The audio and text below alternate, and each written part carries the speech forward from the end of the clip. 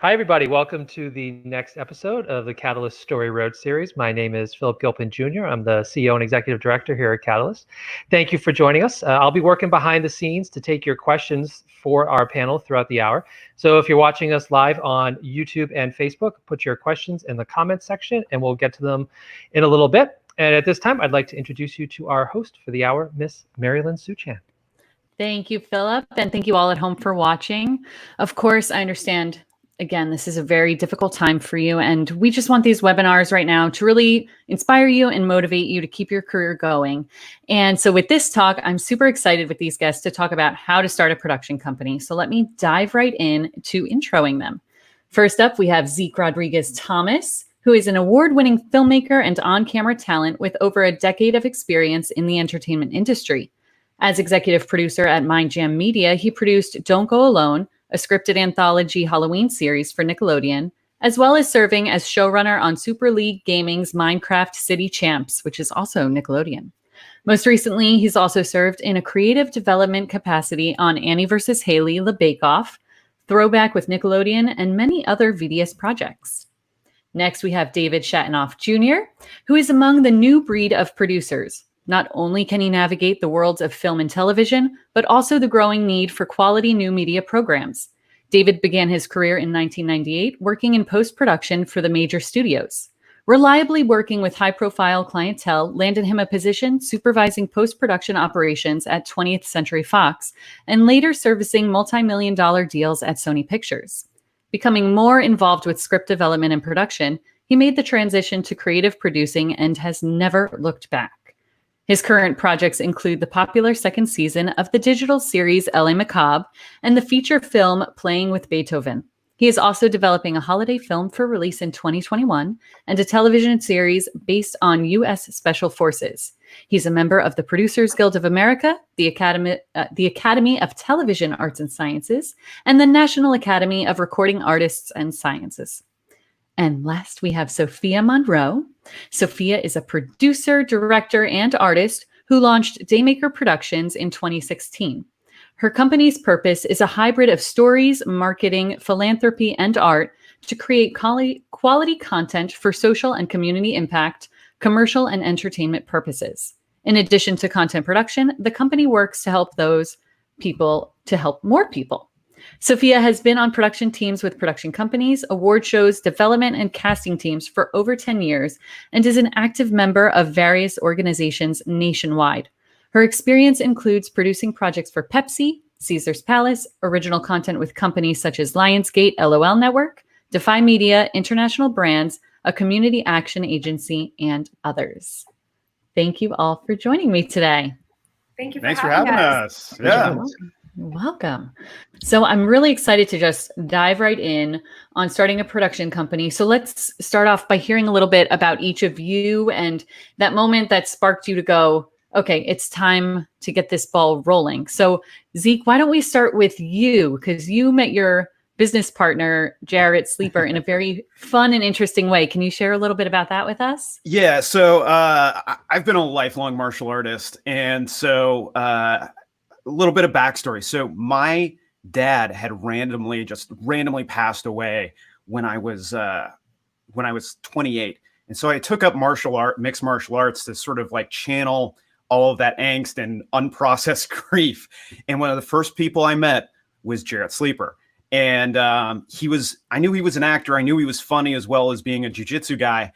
And we started realizing that we're both kind of funny and we didn't mind punching and kicking each other and choking each other the way you do in when you're training mixed martial arts. And we realized that like it was, we both had this comedy background and we started making projects together. And by projects, the first thing we did was a live Halloween self-defense show where we played these fictitious characters called the Taylor Brothers, and we would teach people about the way of unarmed defense against zombies. And really what it was a way to show people self-defense techniques, but it was masked under the entertainment of, zombie preparedness. And from there, we accidentally started making viral video. And when our first video went super viral, how to pick up a girl at the gym, it was like, oh man, maybe we should start working together, semi-professionally. And from there, that was like our first sort of, that was my first foray into forming a production company where I made 70% of my mistakes. So yeah, learn as you go. Oh yeah. So let's be honest now. If you have fights today, are they still settled with some MMA moves? Oh, absolutely. Yeah. It's full submission grappling. Heel hooks are allowed, and no reaping of the knee for those of you who know what that is. And there you go. There we go. Well, then, Sofia, for you, you were going to school for pre-med before you said, this is not for me. So can you tell us about that transition, that journey? Yeah, so for the longest time leading up to college, I had set in my mind that I wanted to pursue pre-med. I wanted to especially pursue neurology because I was obsessed with human behavior, the brain, all of that. I thought I had it figured out, that my purpose was to help people and in the form of medicine. But when I went to college, thankfully, I had done this senior to sophomore program in high school. So I was able to dive right into the pre-med requirements and learn very quickly within the first year and a half of college that pre-med was not what my heart wanted and how I thought it would play out. So in a nutshell, I think I realized that I had these different set of abilities, and I loved calculus, I loved science, I loved math, I loved the formulas and the details and those types of processes. But then also I was a performing artist. I was a musician before I was an athlete, before I was in theater, before I did band. And so I was always at the core an artist. So I think my creative side won. And something told me, hey, I think you can be of service and you can help people in ways outside of medicine, and it's worth it to go explore it. So changed and did English mass communications major, got an opportunity to do an internship in New York before my senior year of college. That changed my life, and that's what solidified I need to be doing something in the production world. Didn't know what it was yet, but I knew I wanted to then explore internships in LA the next year. Did LA, and one internship turned into 5 and kept me there. And so I think after I was supposed to go back for my 5th year of running, I was an athlete there in college on scholarship. So I had running plans in the professional realm that I wanted to pursue. I was going to go get my MBA. I was going to get my 2nd major in theater. Had all these plans, but Los Angeles curveballed me, and it made it real clear that I needed to go stay there to figure it out. So gave up my scholarship. The hardest decision was to go and tell my coach that I wouldn't be back. I think a lot of athletes out there, or really anyone out there who have additional hobbies or passions while you're pursuing your purpose and your degree, they often are kind of faced with that of what you need to allocate and dedicate your time to at a certain point. So made a huge decision and took the leap of faith and stayed out in LA. And it's been roughing it, like figuring it out ever since. I mean, these guys understand. Anyone who pursues trying to start a company or the entrepreneur route or as an artist, whatever process you are a part of it, if you're going to go for that, it's a journey. But so yeah, the universe guided me. It did. And it's amazing how you always knew you were meant to serve people in some capacity. And you were hit with these like logic versus heart reasonings from like pre-med, very logical. You'll always have a job too, but I want to do something in the arts now. And I feel called to this, and trusting that. You know, it's still hit with trying to balance that logic and heart, considering when it comes to the type of clients and the work that I've pursued, it's still trying to find that balance of business and philanthropy and all that. But it's a lot. Yeah. It's awesome. Yeah. And then David, I believe you also started in pre-med and then went to music and then went to film. So you're up to bat. How did that happen for you? Yeah, I didn't last as long as a year. I lasted a whole semester in pre-med before I realized, no, this is not what I'm supposed to be. So from there, I went into music performance at Rutgers University, and during that time, that was the early 90s, saw Jurassic Park, which I think was in 1995 at the theater, which just blew me away. And I knew I wanted to be involved in film. But at that time, it would have been like film scoring, film music. And so I moved up to Los Angeles in 1997. And started my career here in post-production. Turns out musicians make great post editors and post mixers. TV at the time was 2997 frame rate, so that's all triplet time. So if you can subdivide a second into 3, then you were set in terms of editorial. So my career started off heavy in post-production. And in terms of getting my production company off the ground, I had just been, you mentioned in my bio that I had made my way through 20th Century Fox and then over to Sony. It was at Sony Pictures. One of my colleagues asked me if I was in the Producers Guild. And I was like, well, I'm not a producer. I haven't produced anything. And they were like, well, all your skill sets in post-production fall under the Producers Guild and the categories that they cover. So I checked it out. I was like, hey, I'm eligible for the Producers Guild. I didn't join right away, but what I did wind up doing was getting interested in producing something. So I figured, let's take a look at what's out there, see what I might be interested in starting off as a producer. And these two guys had been doing lightsaber battles on YouTube, Ryan Weber and Michael Scott. And they had done one that went viral, had millions of views, and they were gearing up to do their second one and kind of launched a very private, before Kickstarter and all those crowdfunding sites had gotten up and running. They launched their own kind of crowdfunding that I think was just a PayPal donation. And I contacted them through that because they were planning on doing an original score using composers Gordy Hab and Kyle Newmaster, and got interested. They had already kind of shot what they wanted to do. They were in the post-production process. And I reached out and said, hey, this is awesome. I'd love to be part of the scoring process. And they were very kind about letting me know, well, they already had their team assembled. And I was like, well, what about a soundtrack? Like, it's the one thing that Lucasfilm wouldn't have a say in. Lucasfilm was very kind about allowing people to do these fan shorts as long as you weren't infringing on the properties and stuff like that, or mentioning the lightsabers. So the score was one thing that was original. It sounded like John Williams, but wasn't of anything that John Williams had written previously. So he recorded a 60-piece orchestra at Capitol Records, and I became one of the executive soundtrack producers, and started my production company there to release that album. Wow. And figured, okay, this is a good start. Like, I had this cool title. The video went viral. The soundtrack sales were modest in terms of soundtrack sales. I didn't do much promotion. I let the guys kind of handle that, let the viral aspect of the video kind of speak for itself. But that was kind of my first project that got that wet my whistle in terms of producing. And then shortly after that, I think about 6 months later, I talked to writer-director Dan Ast, who I've worked with on a number of projects, and it was his first feature film. That was our first foray into producing. Oh, that's exciting. Wow, what a journey. That's a way to dive in. So then for everyone at home who's thinking of starting their own production company, or maybe they have and they're just wanting to know if they're on the right track, can we talk about now getting into the basics of where to begin with the planning and building out of your production team? Yeah. Who would like to start? Sofia, you want to start?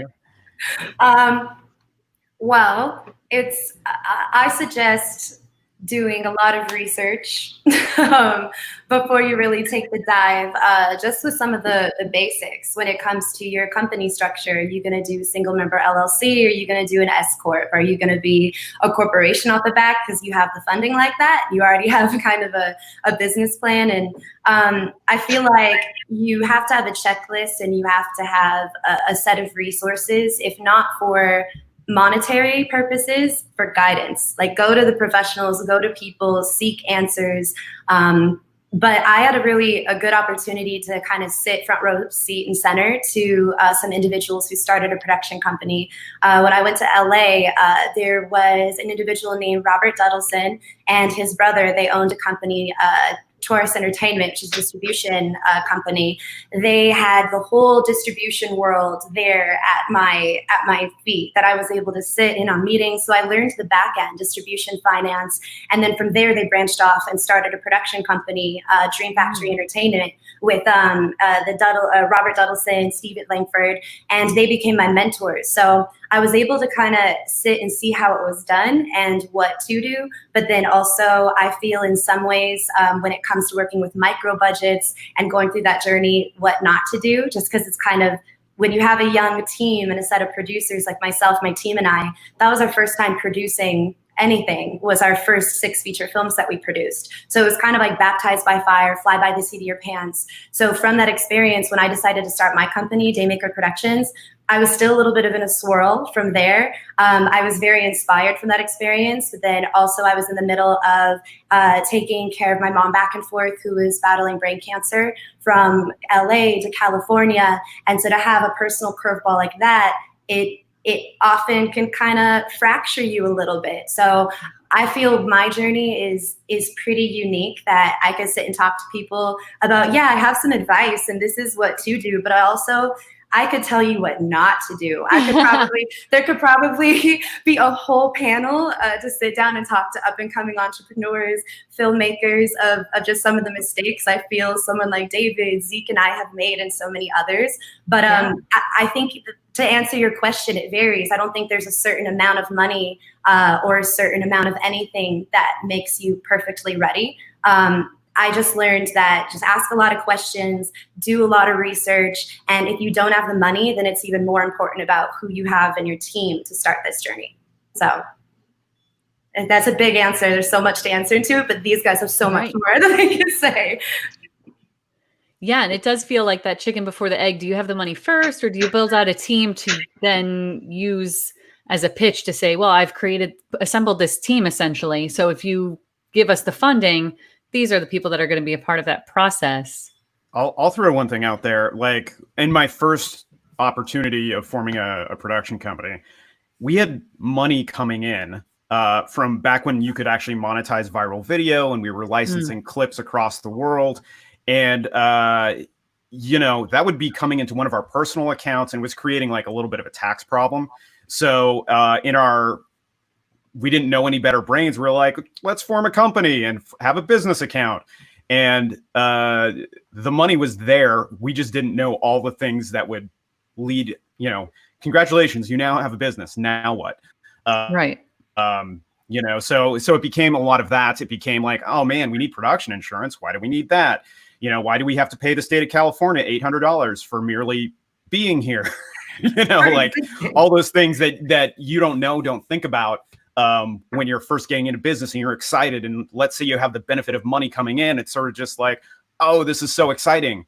But I can say in the second and now my third production entity, Mindjam Media, knowing all of that, it too was, we were hired to be writers on a project, and it quickly escalated. Hey, can you direct?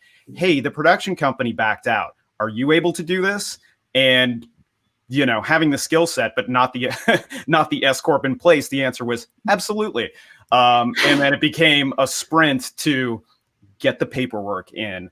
Without the paperwork, I can't get the bank account going. Without the bank account, I can't get insurance. Like, it just became one of those things where we were racing against the clock, and we had a giant check sitting there just waiting for us to start production. So I will say this, I ended up deficit financing our very first production personally. And if you can avoid that at all costs, please do that.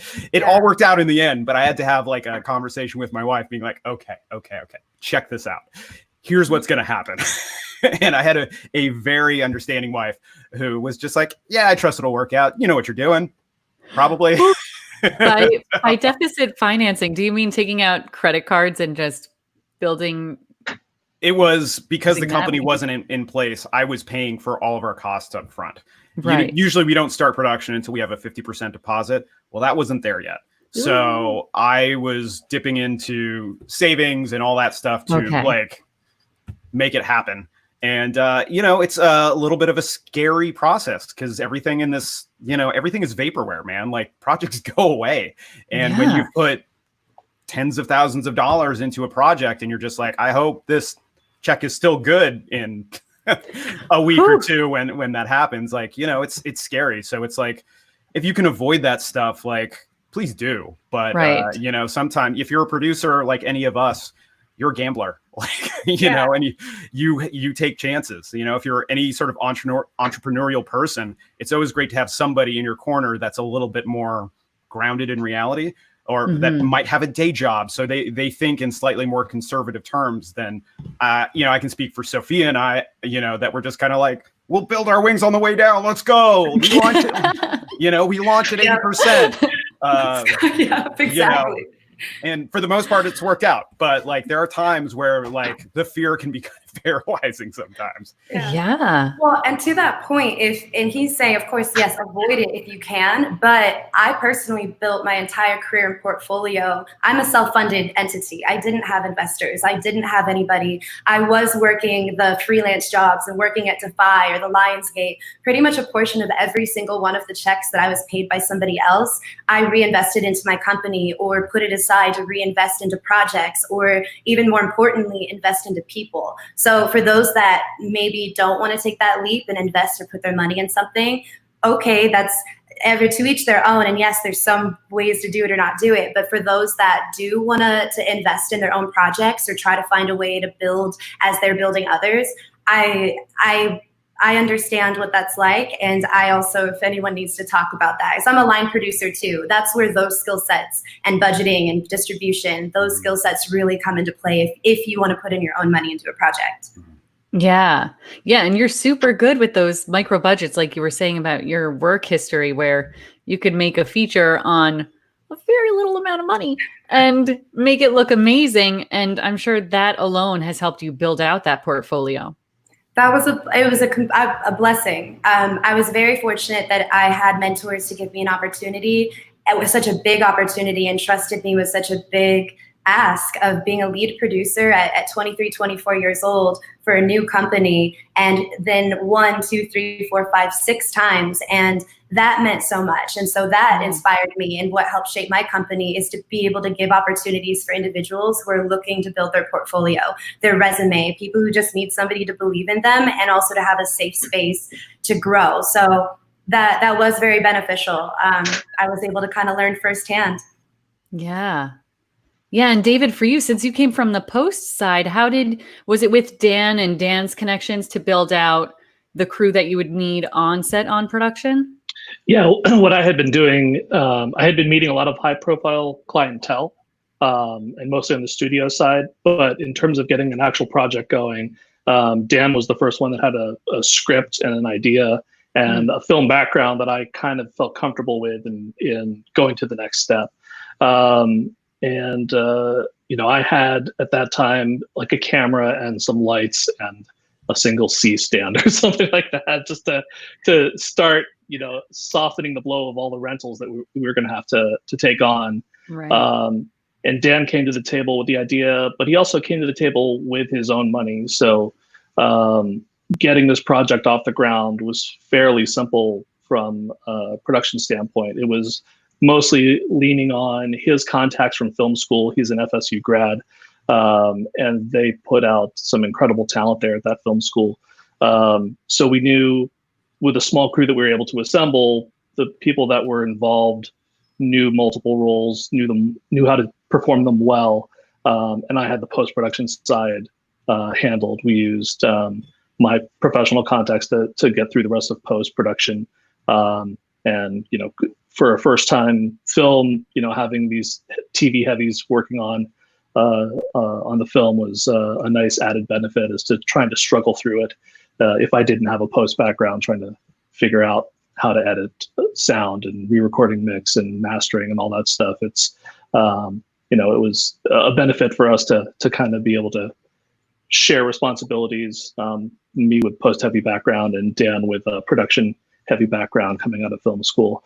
And so it was kind of out of that group that I started to make a lot of my contacts. My director of photography, I still, you know, she moved to New York, but there's not a project that goes by that I'm like, hey, what are you doing this winter? I have a holiday movie that I'm putting together. I want you to shoot it. So, let's see what happens. And a lot of the people that came out of that camp, their careers have grown from that first feature film that we've done. So there's a lot of people involved in the Directors Guild right now, the Writers Guild, fellow Producers Guild members, people that have known that they've wanted to pursue their careers in Hollywood and have been making the steps to get better at what they do. Yeah, that sounds like a really perfect balance for you to have found Dan and build that career together, because you were so strong in the post side and he's so strong in the production side. So it just clicked into place really nicely. Yeah, and I think being able to share producing responsibilities with the team definitely helps. If a lot of times people go into it like, I'm the sole producer for this first feature film, and that's a lot of responsibility to put on yourself. If you've just started your own production company and you're producing this film, it's like you got to build a team around you just to make sure that all the producing aspects are handled properly. And it doesn't have to be that big, but just having the two of us. I think we had a total of 4 producers on that first feature film, handling various aspects of producing. And that makes all the difference. It really allows you to focus on the important things, and then check yourself against each other. Hey, is this handled with this guild? Are these dailies getting processed properly? Are these deliverables to spec for the network or for the distributor? Just going through that, or just having a sounding board with the same mindset that you do is great to have. Right. And especially because you all are multi-hyphenates, wear multiple hats. So at what point do you say, okay, this is too many hats, I need to take this off and bring on another producer or a proper director? Or how does that work for you? I know it comes to a point, I think, if you're wearing so many hats and you're capable of being able to carry out functions at a high capacity and do well. I mean, I think there's a point where you just kind of check yourself and you make sure that you taking on so much isn't going to compromise the integrity of the project. It's not going to compromise the quality. It's not going to potentially put your client or anyone who's a part of the process in a negative light or jeopardize anything. When I first started in producing, I mean, it was 3 of us doing 12, 13 jobs. And my first features, I was the lead producer, line producer, a production manager, casting director, lead PA. We were cooking in between takes on set to make sure the crew was fine. Like, I almost learned, that's how I was shaped. So it set me up in a great position to be able to start my own company and go, oh, okay, I don't really need anyone to make sure I do certain things right. But I think then you get to a point where like, okay, enough's enough. It's make sure your ego doesn't get in a way. Because sometimes I think some people are like, oh man, I can't find anyone who could do it like I need to or this. And you can kind of get lost in that and become less self-aware. And so I think it's important just to keep finding the value in what other people have to bring to the table. And I always say, find people to join forces with. Find people who are infinitely better than you are in certain areas. Like David, I think that's amazing. Like Zeke, they found their partners and their counterparts, or even just people to complement them and supplement. And so I think that's what you need to do, project by project, or to start a company. So you just got to be really self-aware, check yourself sometimes, and make sure it's not just about you. Yes. Yeah, I'll jump in there real quick. Sure. For me, it's project by project. It depends on the budget. It depends on the deliverables. It depends on how much time. Usually, if you're coming up as an independent producer, or, my background was I didn't have the most amount of filmmaking skills. So what ended up happening was I was learning on the job. I was blessed enough to have access to the YouTube space in the early days. And they were pretty much like, hey, here's a red camera, go crazy, kid, figure it out. And, that was great because I learned so many things so quickly. But I mean, that was definitely a trial by fire, And then when we started doing client work, it was like, as budgets go up and all those things go, you're so accustomed to wearing so many hats. Part of the benefit is as you get further in this business, on most projects, you're able to take those hats off and pass them on to more skilled people. Yes. Can I edit? Sure, but I don't advertise myself as an editor. Can I shoot? Yes. Do I advertise myself as a DP? No way. But you know, like I have those skill sets, and I can speak the language of my department heads, but I know that I can hire people that are 1,000 times better than me, and they're going to make me look good, right? If I'm able to delegate effectively, and I trust my department heads. You know, I think I was just talking about it. Sofia and I were talking about it the other day. It was just like, man, if you can delegate effectively, it's so important, you know, because you just end up looking so much better. You hire people because you trust their instinct. Like if people come to me too often, I'm like, I didn't hire the right person, you know, because, you know, as a producer, as a director, I hire people for their instinct and their skill set and their taste. And if they're second guessing, you know, too much of it, I'm just like, oh man, like you're not doing your job, you know, like, you know better than I do what looks good, you know, like. Yeah. Right. And that's a nice way to flip the perspective from, oh, I'm losing control by not doing everything to I am trusting these people to do it better than I could have. So 100%. I appreciate. Yeah. To go back to LLC versus S Corp, can we talk about those two for those at home who maybe are not sure what the differences are and how important it is, how it protects you? Do you want to start us off with that one, David? No, maybe not. You have a smile like, no, don't call on me, teacher. I decided on an LLC right off the bat because I wanted that legal separation of my personal assets versus my production company's assets, because I was releasing a soundtrack that had to do with Star Wars. So I didn't want Lucasfilm to come after me and say, you guys, you know, release this and we're suing, you know, your pants off. So for me, it was important to have that that legal buffer right off the bat. So I knew S Corp wasn't quite the way to go. Depending on, and I'm a single person LLC. For me, I bring in a lot of contractors. I haven't got my production company to a point where I want to expand it into an actual office space or bring in a team that is hired under my production company. That is the plan for these next two projects, but I'm not quite there yet with the funding that needs to be in place. And it seemed like when that funding is there, that S Corp, maybe the tax structure that is the route to really look at, because then you can start to do things. If you're pulling salary as a producer in your company, then that expense it's an actual expense and is not taxable through the S Corp. You're only taxed on your revenue and not the full expense. So. But I don't know. There's some other things like double taxation with S Corp that I'm not familiar with because I don't have an S Corp. But I don't know if anybody else has any more knowledge or experience on that. I'm not quite sure. Sofia, you want to go?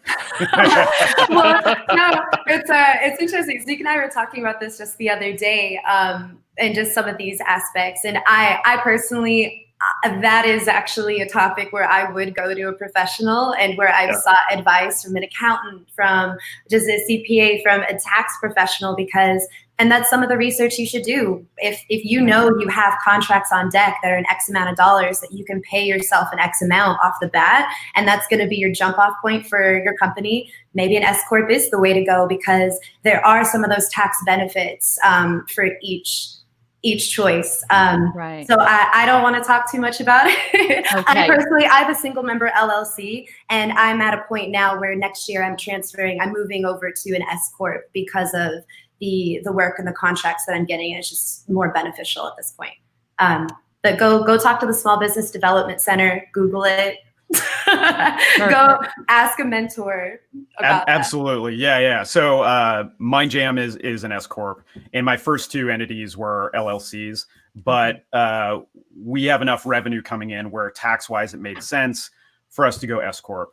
And for me, so much of what I do is expensible, right? And all of that is tax-free money. So, you know, that lowers not only how much money I'm paying myself, right, within reason, with, of course, following the letter of the law, right, with the IRS, but also it provides a lot of the separation that you guys have with an LLC.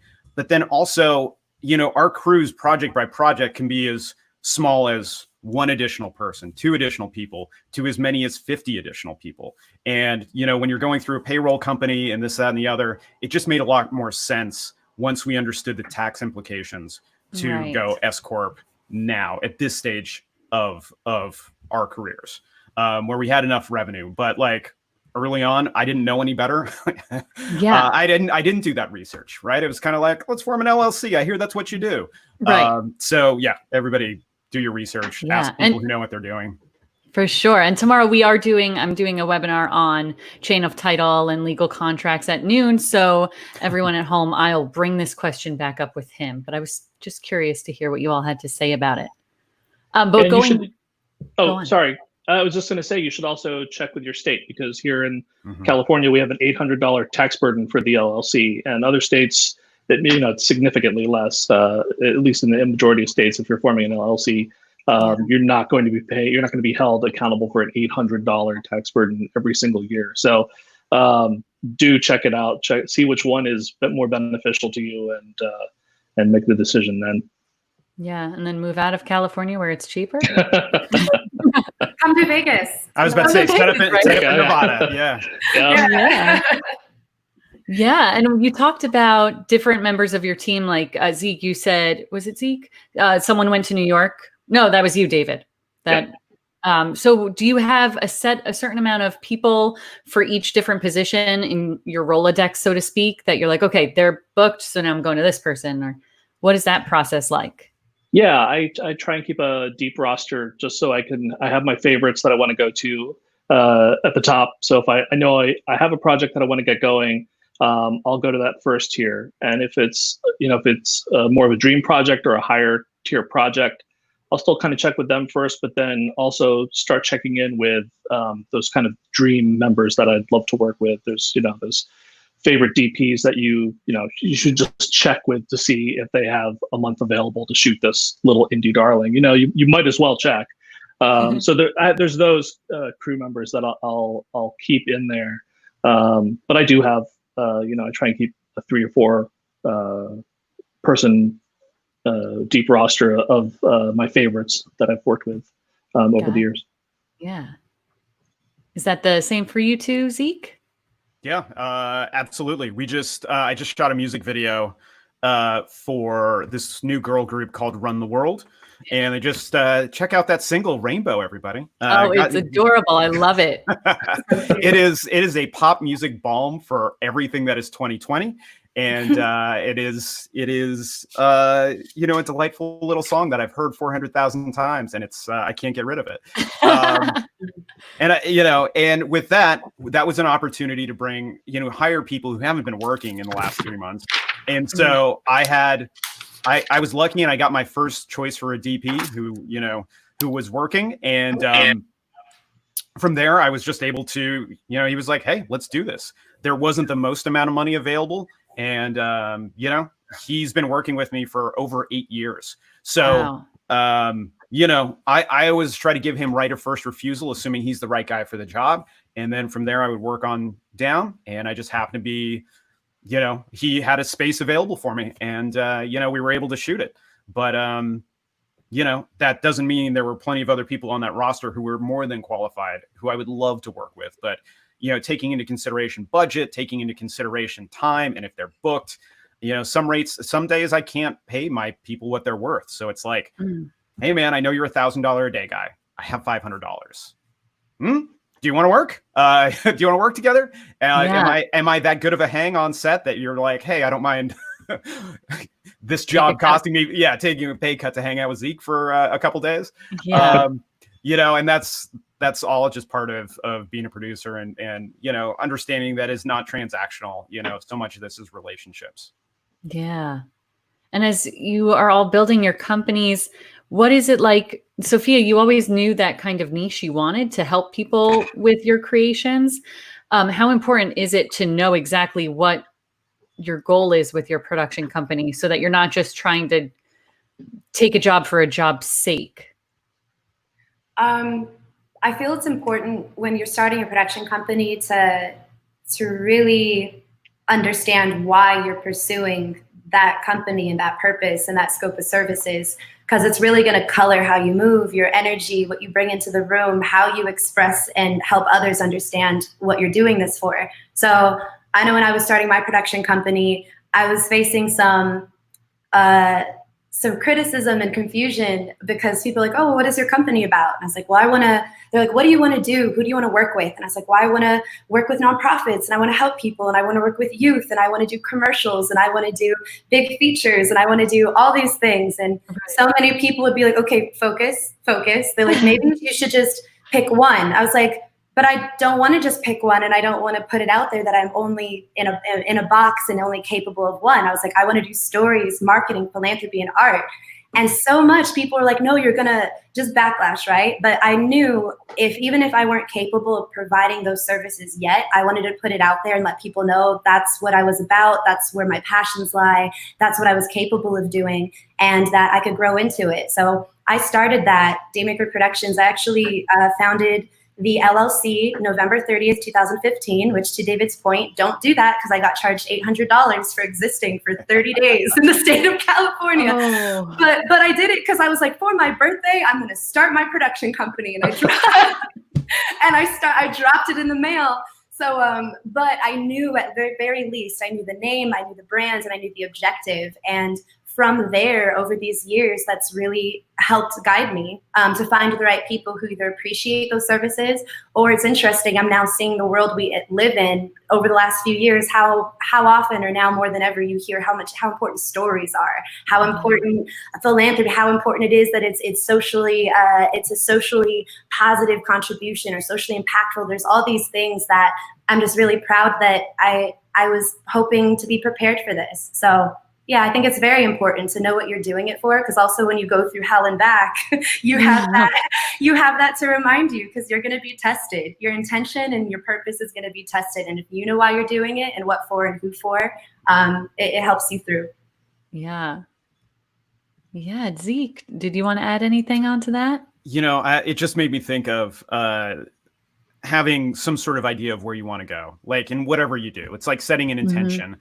It's like if my goal is to showrun, a single camera action comedy show, I put that out into the universe and I at least have a game plan of like, over time, I'm going to be taking appropriate steps to get there. And I do the same thing with the company where it's like, I would love to be in a position where we are bringing on a ton of other creators and allowing them to make shows, right? Sort of stewarding them along in the process. And it's like, right now, I can do that at the digital level, but I can't do that because I'm not far enough along in my career in order to make that happen yet. But I understand that's part of the journey.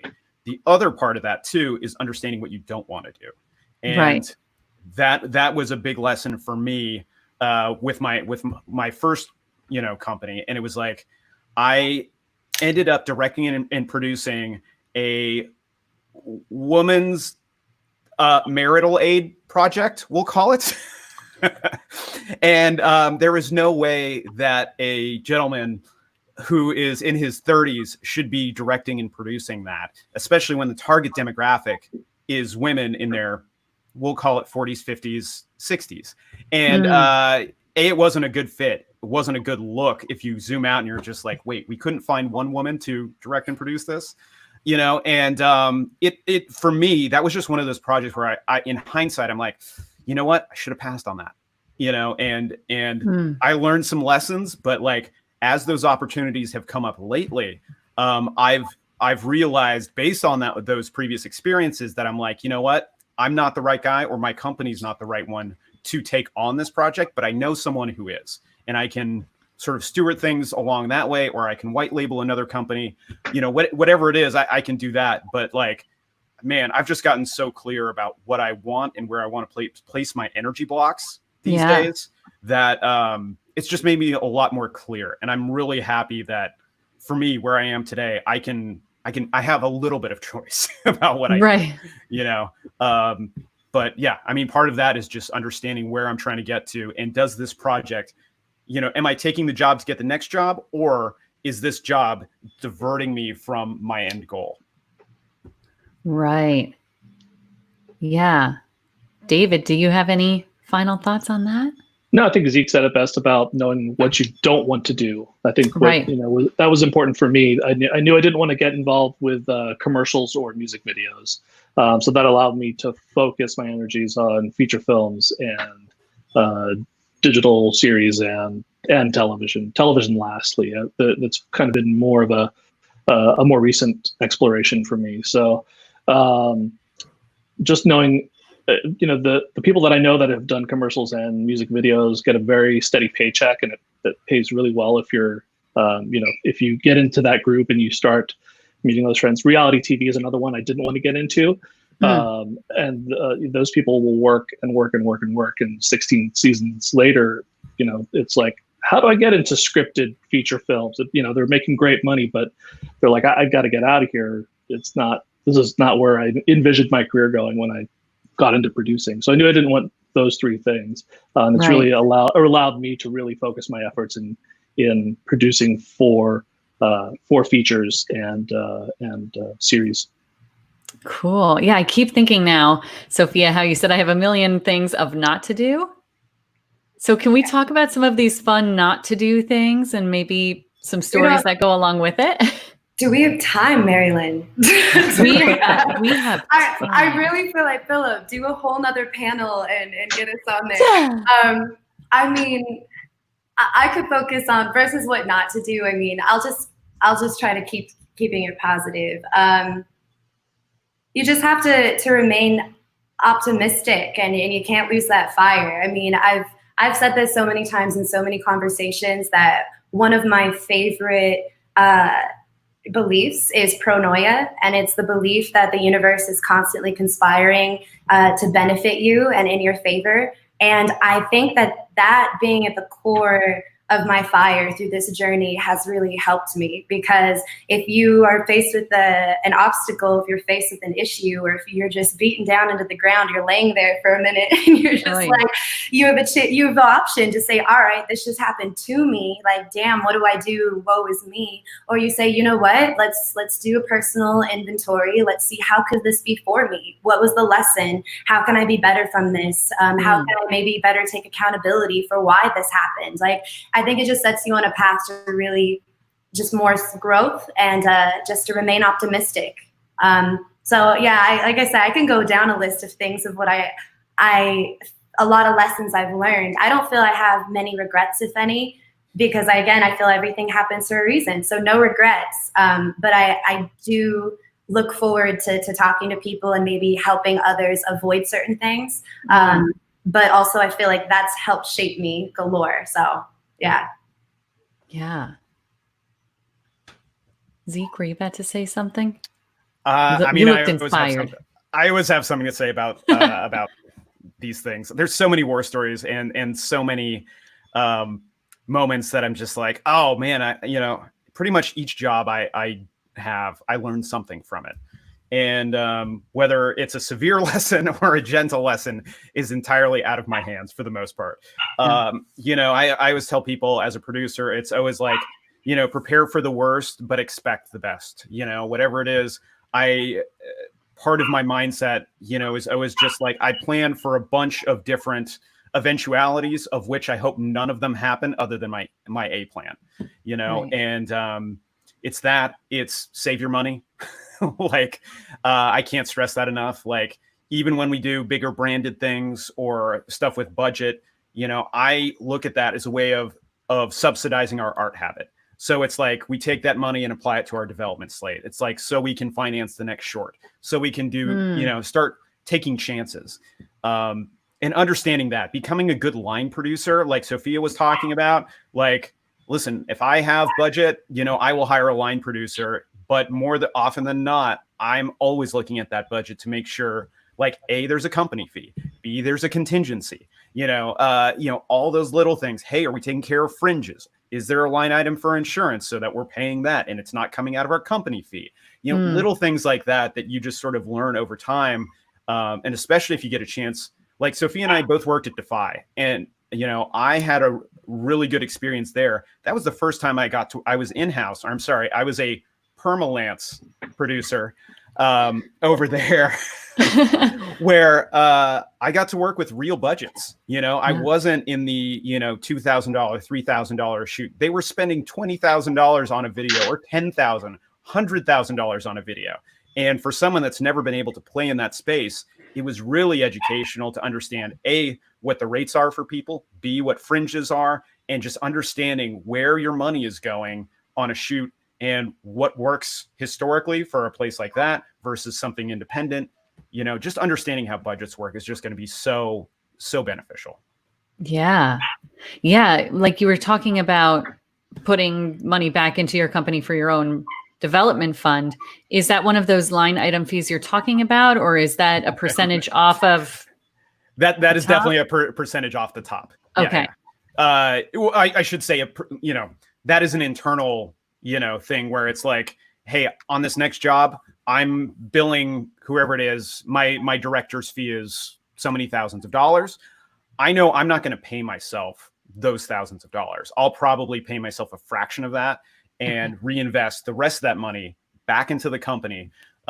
Whether it's overhead, whether it's like I have a short film that I've been dying to use for our next proof of concept, or I'm trying to hire a better sound designer who's better than me in post, so that when we do our next scripted podcast, we have somebody that we put our best foot forward.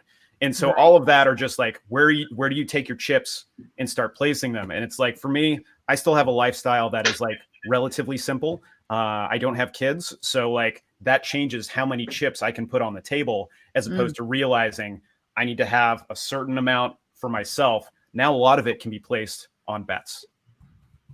Yeah, that makes sense. Well, I do see we have a little bit of time left and a question from our audience. So let's head over to that, Philip.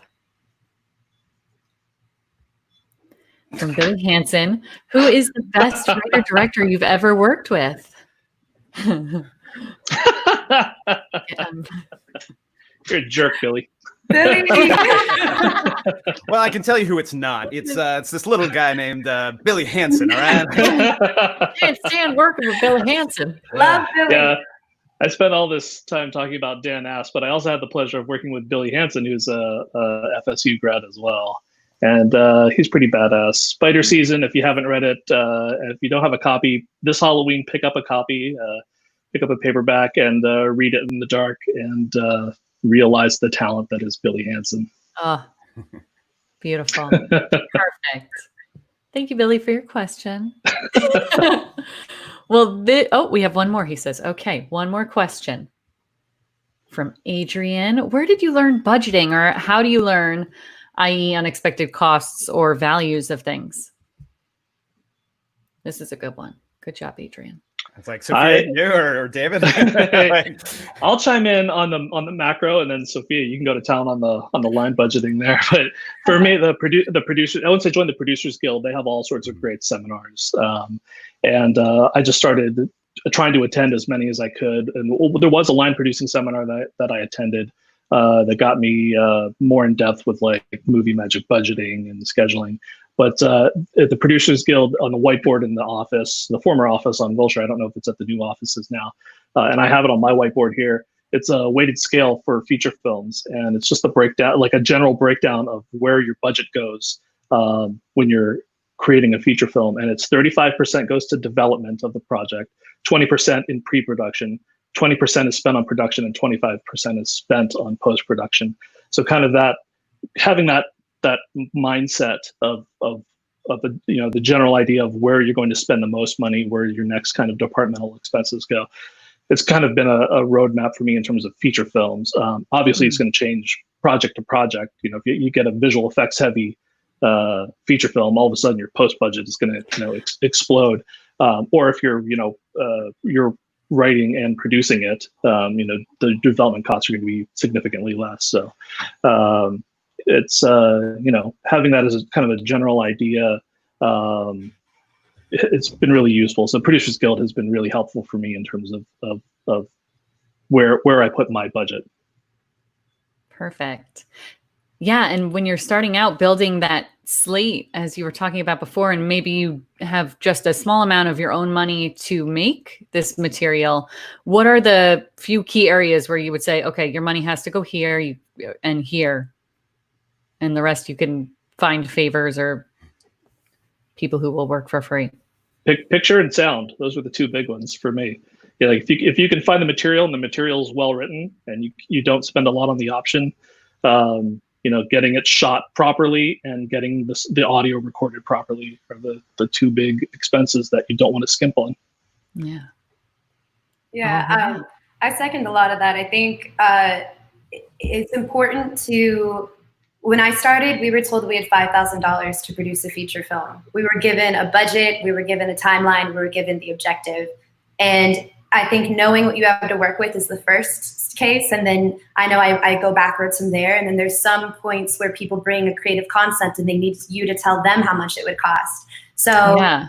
The different experiences have helped shape me to kind of look ahead. And as Zeke said it, like, we're here to plan A, B, C, D, E, F, G of what could possibly go wrong. And that's down to budget too. It's like, I know contingency is important. You always, just to be safe, like 10% to even 20%, if you want to be ridiculous, 10 to 20%. If you're working with a micro budget, I mean, there's different factors to consider. If you're working with a team that doesn't have as much experience, or they're a younger team, as a producer, my producer brain goes, all right, let's maybe put a little more contingency, because for loss and damage, for time, what if it takes a little more time? Like you see different parts of the production where you can see that might be sensitive areas or need a little more TLC to prevent versus repair. And so you just have to really have those talks. And I know if you don't have the money to pay people what their rate is, then it's so important to figure out where else that money needs to go to make sure it's worth everyone's time. That the picture, like David said, to make sure that the gear, the quality of the picture is good. Because otherwise, what are you there for? The sound is the most important. So many people make the mistake of skirting on sound and they have everything else right. And then you're dealing with several thousands of dollars worth of redo in post just because you didn't put a couple $100 extra towards an experienced sound guy. So like, there's different areas, different ways, but it's project to project. But just take care of your people. Food too. If you can't pay your rate, take care of people and make sure that they're there and happy. Zeke always says food is mood, and that's one of my mood. Yeah, that's always one of my favorite things. And that's what I learned doing micro budgets. We were paying people dollars because we were all working for free, but you better believe we were there to make people have their favorite snacks, their favorite drinks. I was there asking people, what's your favorite food? What's your happy food? So there's ways, and it's project producer by producer. But Adrian would be happy to answer your question more. And also Movie Magic budgeting is a good tool. Movie Magic budgeting. Can I jump in real quick? I know we're running short on time. It's okay. I'll say this. Couple things. Sophia brought up some really good points about this. Like, when you're working with different crews, like, it depends. Like, if I have a less experienced director and I know that they're going to be so focused on working with their DP and they're not going to be monitoring if they're hitting their day, guess what? They get an AD that day. If I'm directing, I probably don't need an AD, just because I am, as a producer, I am so aware of the clock in my shot list that I'm just constantly like running through it, being like, okay. What shots can I combine? Because that clock is just programmed in my head.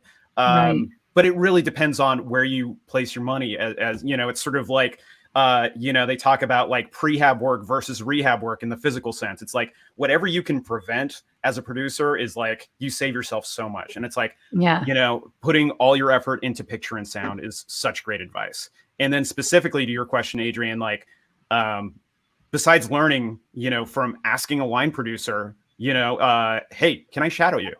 Like, how can I help you? And learning that way. UCLA, my writing producing partner, Jared Sleeper, he took a line producing class at UCLA Extension.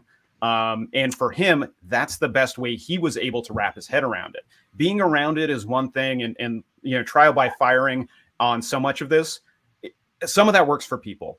Some people need that classroom experience where week in, week out, you are expected to line out what this 6-page script looks like, how to schedule a day, why we break it down by eighths of a page, this, that, and the other. For me, like David was talking about, for me, I use the classic 10-point system.